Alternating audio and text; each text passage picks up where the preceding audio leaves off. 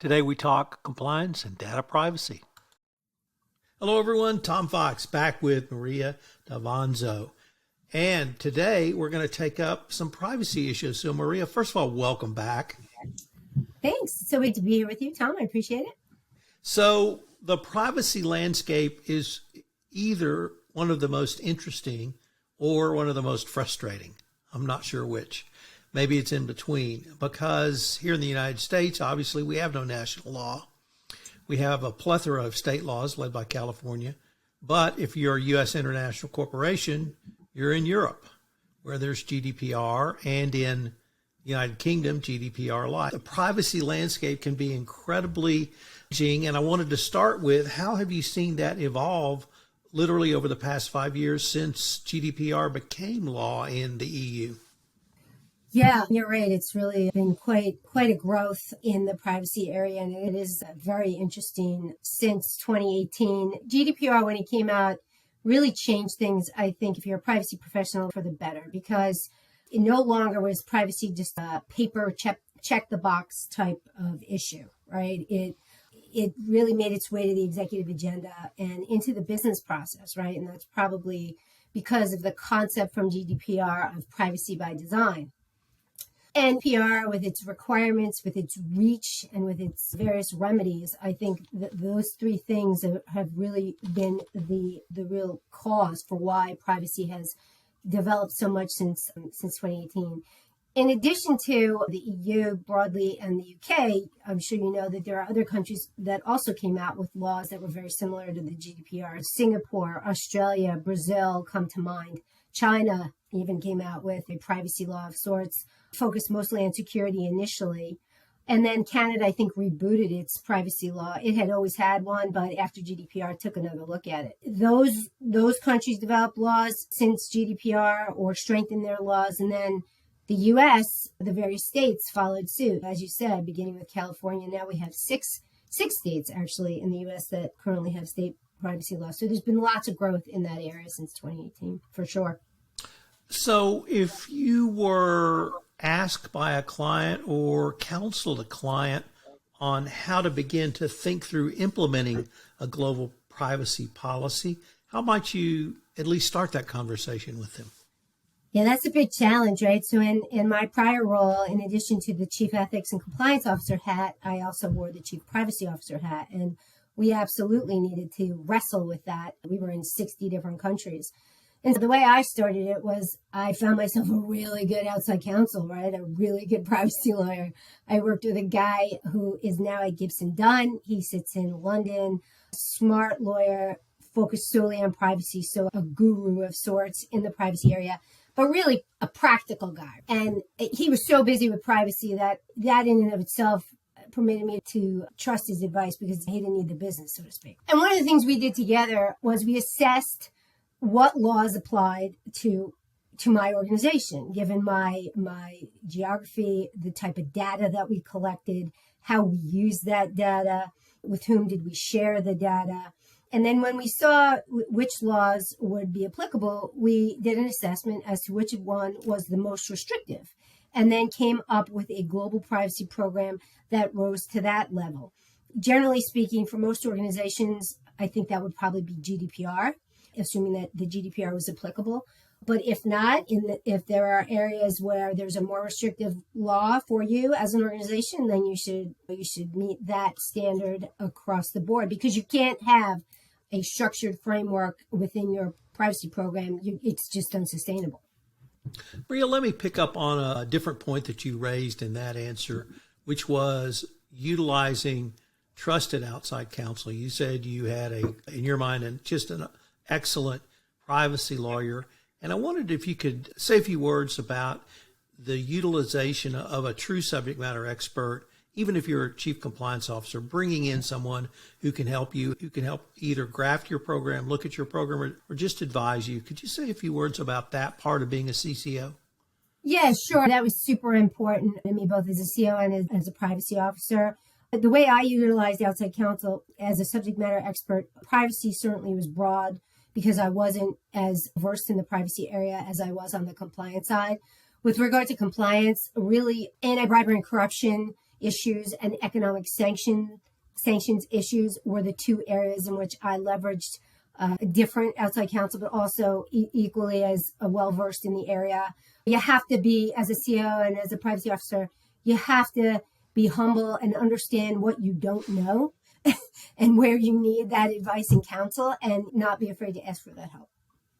You spoke about the international scene, largely GDPR, but a number of other countries. Now let's turn to U.S. domestic. And this may be perhaps either the most interesting, the most challenging, or the most frustrating because of the wide variety of privacy laws literally across our 50 states. How do you begin to think through, or how would you begin to think through a policy given the inconsistency of the 50 states and, of course, the absence of federal legislation on this issue?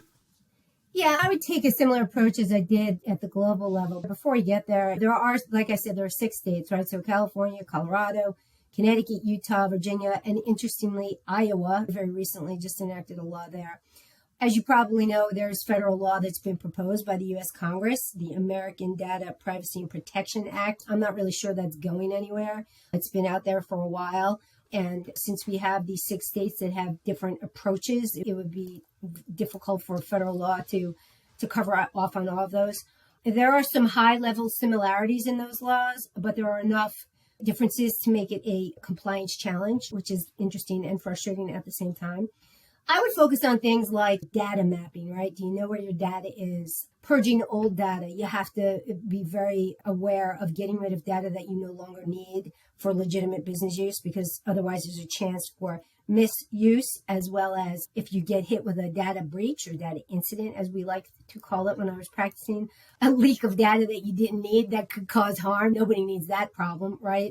If vendor treatment of data, IT and security issues, policies and notices, and then how you handle data requests. Those topics are really at the heart of any strong data privacy program. And if you're covering off on all of those, the odds are very good you're gonna be compliant with all of the 6 state laws that are out there today.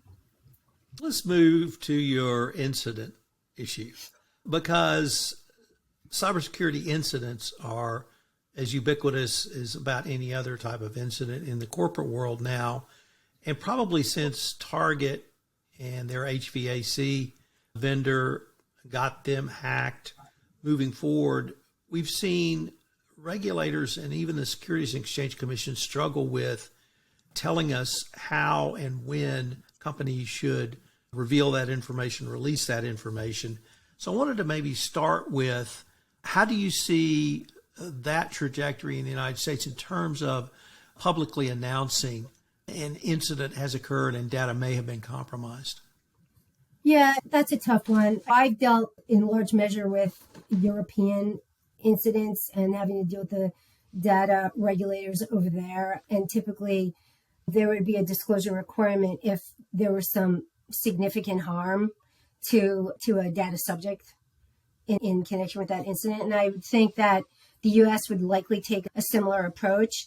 It's not just disclosure with regard to the regulator, right? There are also issues that when you're in the seat, you need to think about with regard to, do you tell your customer, for example, that you've had an incident, even if it didn't rise to the level of you're being required to disclose it from a legal perspective?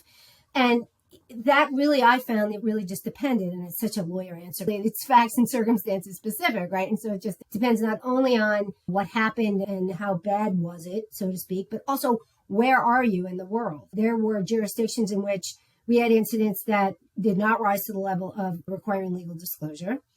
And we took the position we did not have to disclose it to our customers for various reasons. Maybe the data was stale and other issues. But then there was another jurisdiction that we found ourselves in, which the culture was such that had the customers found out from another source that this had occurred, they really would have not been pleased, because it was a jurisdiction in which over-disclosure, especially in the privacy space, was appreciated, and it was not in Europe, which I found surprising. And we made the business decision to inform all of the customers that were involved as to what had happened, what we did, the impact or remediation and all that. So it's a really tough decision to make when you're in the seat, and somewhat akin to the voluntary disclosure rules that we talked about in connection with the DOJ requirements, right? Not exactly to that same level, but it's the same sort of concepts and the same assessment. Let me change that response question from an external focus to an internal focus. Because if you do have an incident, you may be extorted or required to make a payment. You have to determine what's been compromised and how you're going to remediate it. How would you help a chief compliance officer or a new chief data privacy officer think through their internal response to an incident? Yeah, are you asking as far as who with whom in the organization that you share the information? How would you think about responding? Do you have a response team? Is it solely on the shoulders of a DPO? Do you, I certainly assume you notify the CEO, but is there really an action committee that goes into action when an incident occurs? Sure, understood. Yes. If you're in that seat as a CEO or a chief privacy officer, you should be collaborating really with your chief information security officer, and the two of you together should come up with, as you referred to, Tom, a response plan, an incident response plan specific to cybersecurity incidents. I assume companies will have a crisis management type plan, but cybersecurity incidents are just so specific and different that you need to have that committee of folks, as you say, together. So yes, it'll be your general counsel certainly will be involved in that process. You would have some high-level folks from your marketing team certainly involved in order to manage the message in the event that you need to go external to the organization. Your CISO, your chief compliance officer. You may have your outside counsel as part of that, depending on the severity of the incident. And yes, you'll notify certainly your CEO. As far as whether you're going to notify your board or your audit committee, again, will really depend on the materiality of the incident. But yes, it's absolutely a group effort, and you should, in addition to a response plan, I would also counsel folks to engage in some desktop exercises, right? Because the worst thing that could happen is that you just learn as you go. And your first incident is the only time that you've ever addressed any of these issues. And of course, the pressures of a real situation are more than if it's desktop, but you should have that practice because it's just a matter of time. Cybersecurity incidents are happening across the world to all of us. So practice. Let me ask you to put on your chief privacy officer hat. And what's the relationship or interplay between a chief privacy officer and a CISO, chief technology officer, or a similar situated someone with a little more technical focus? Yeah, I think it should be a partnership. There should be lots of collaboration between those two folks. When I was the chief privacy officer, I worked very closely with my chief information security officer. We had regular meetings. We shared information. We issued joint emails, joint guidance. It never ceased to surprise me that he would invariably know of some initiative that the business was looking to engage in before my privacy group would, and sometimes vice versa. And it became necessary for us to both remind the business folks that they had to call us in often and early. And yeah, no, it's just a true partnership. I can't say as the importance enough of those two folks working together very closely.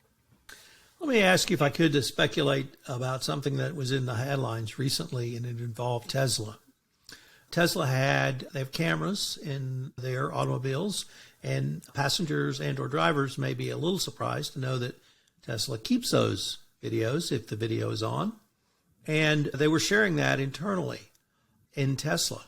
I would have to assume that violates about every privacy rule there is. But any thoughts on that? Unfortunately, we've seen those types of situations. And really, any thoughts on how the chief privacy officer can communicate to the business people who may have video or other information that's legitimate business, but it has to be siloed or at least put in a place where others can't view it?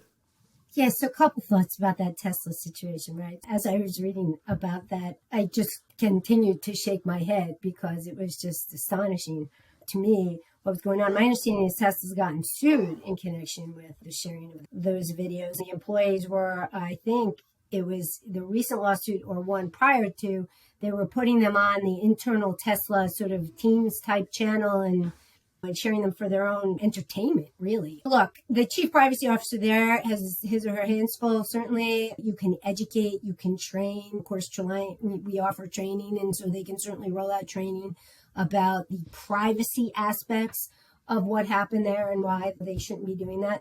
But to me, it shocked me as I was reading about it as a broader company culture problem, right? That folks thought it was perfectly okay to share that type of information. Like maybe 20 years ago, you say, but today, with the types of conversations we're having about company culture, about appropriate behavior, about conduct, and the folks just doing this without thinking twice about it, I think it's a broader conversation that they should be having at Tesla about their culture and about how we operate and what's right and wrong.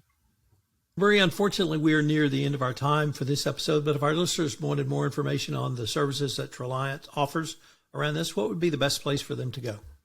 They can go to the Treliant website, certainly, to find out about all of our services, or I'm on LinkedIn. They can reach out to me directly, and I'd be happy to have a conversation with them. Marie, as always, I greatly enjoy the chance to visit with you, and I think this may be one area that we could revisit down the road. Absolutely. My pleasure. Thanks a lot, Tom. This is Tom Fox again. Thanks so much for listening to this episode of the award-winning FCPA Compliance Report. I hope you will subscribe, rate, and review this podcast wherever great podcasts are listened to. The award-winning FCPA Compliance Report is a production of the Compliance Podcast Network.